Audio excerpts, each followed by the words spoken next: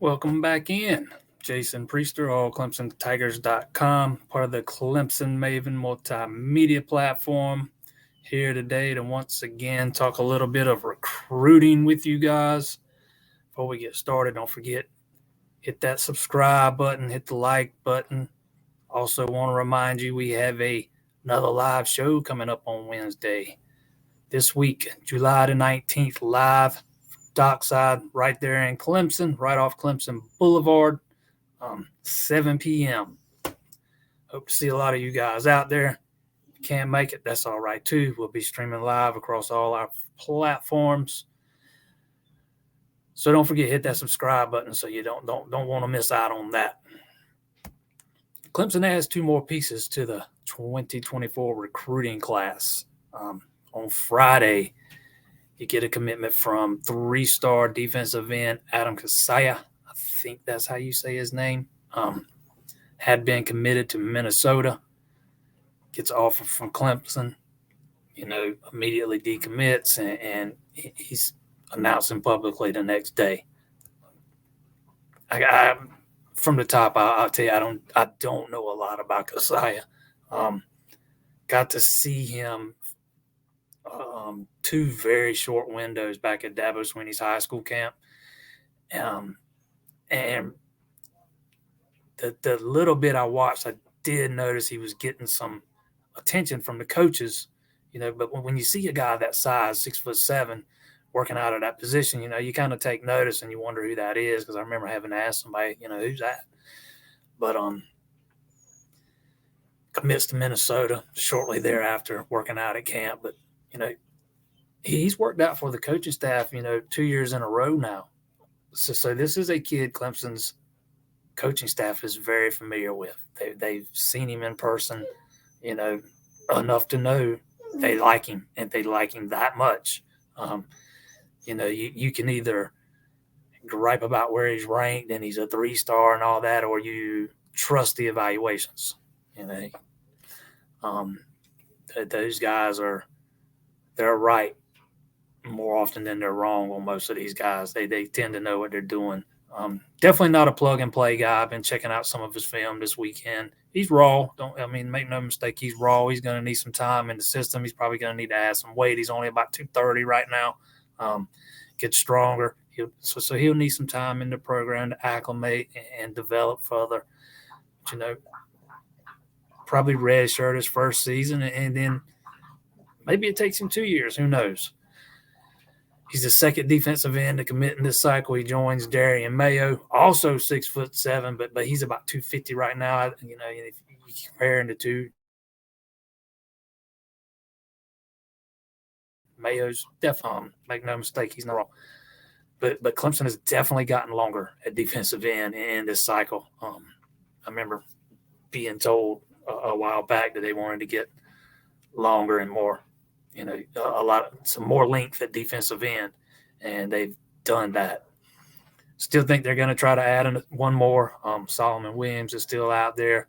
Obviously, Edric Houston's still out there. Does seem to be trending in the opposite direction. Still out there nonetheless. Elias Williams is another guy, that I think is worth keeping an eye on. He's been on the radar, was at the spring game, worked out at camp. Told me the staff's been keeping in contact with him, and he was going to try to get up here for a visit in the fall. So just one name worth keeping one eye on. Day later, 4-star cornerback Ashton Hampton jumps on board. This is a guy that's been on Clemson's radar for a long time. His daddy coaches at Arkansas Pine Bluff. Hampton's another guy I've never spoken with. So I went back and read. I've gone back and read some of his interviews. He talked about Mike Reed being teammates with his daddy a long time ago. I think it was maybe NFL Europe. I can't remember, but so Mike Reed's had a long-standing relationship with Hampton's father. So I'm sure that was a big factor in this thing. The services are kind of mixed on him, depending on who you look at. One of them's got him as a 4-star. Rivals does 24/7 has him as a 3-star. Again, it goes back to what I touched on a minute ago. You either trust the evaluations or you don't. And I think Mike Reed's a guy that has absolutely earned the benefit of the doubt when it comes to evaluations. He obviously likes this kid a lot. He's seen something that he likes in Ashton Hampton. If you watch his film, there is a lot to really like. He's versatile.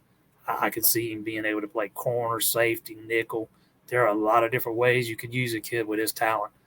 He's one I think will start rising in the recruiting rankings the further he gets into his senior season.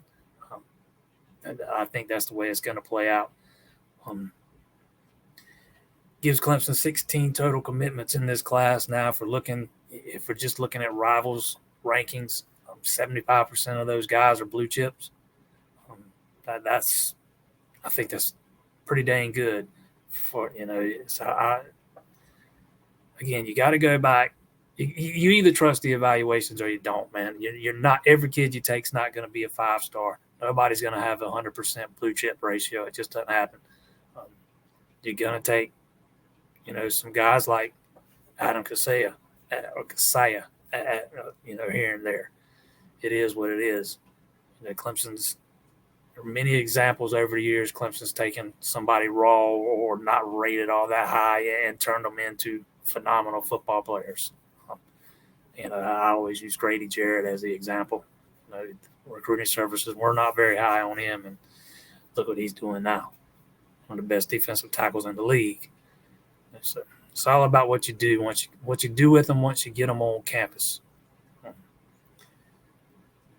Puts Clemson's class 10th or 11th, depending on who you're looking at. I think Rivals has them 10th. The Composites got them number 11. A few months ago, I would have said this was going to easily be a top 10 class. Thought some of the offensive line misses, might make it a fringe top 10 class now. We'll have to see how it works out. Still a long ways to go to December. Clemson just pulled off one flip here this week.